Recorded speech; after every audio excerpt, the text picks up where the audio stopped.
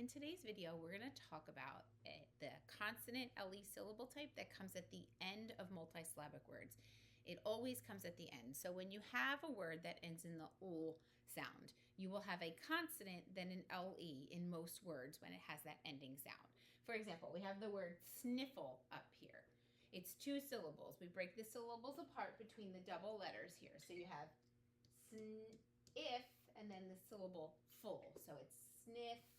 So if your child's teacher wants them to like map the word or mark the word, what you're going to do is you're going to scoop sniff and then you're going to scoop the full. This I is making an it sound because it's being closed in by the F. That's called a closed syllable, and I have a video on that if you wanted to watch it.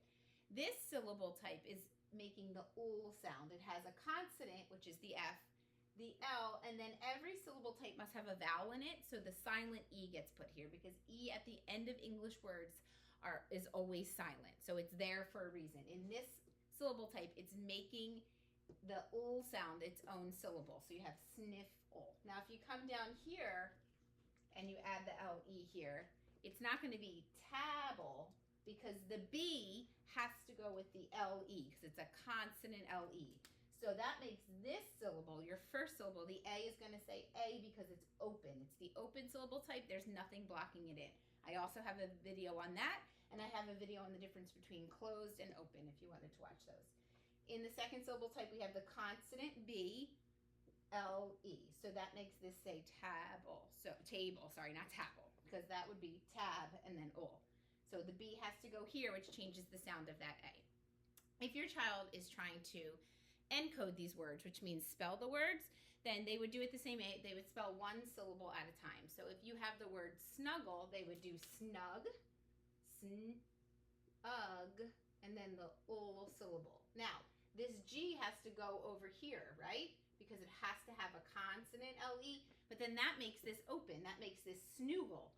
So you have the double G's in here to make it snuggle. It's the same kind of idea if you have a word like freckle.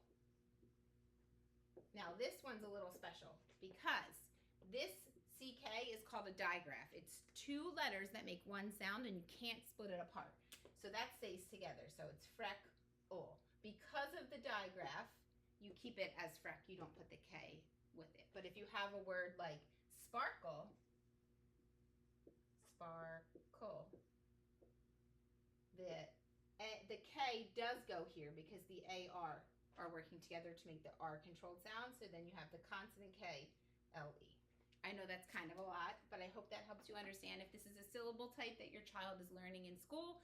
I hope these little rules and these little videos help you. If not, please let me know and I can answer any questions. Thanks for watching.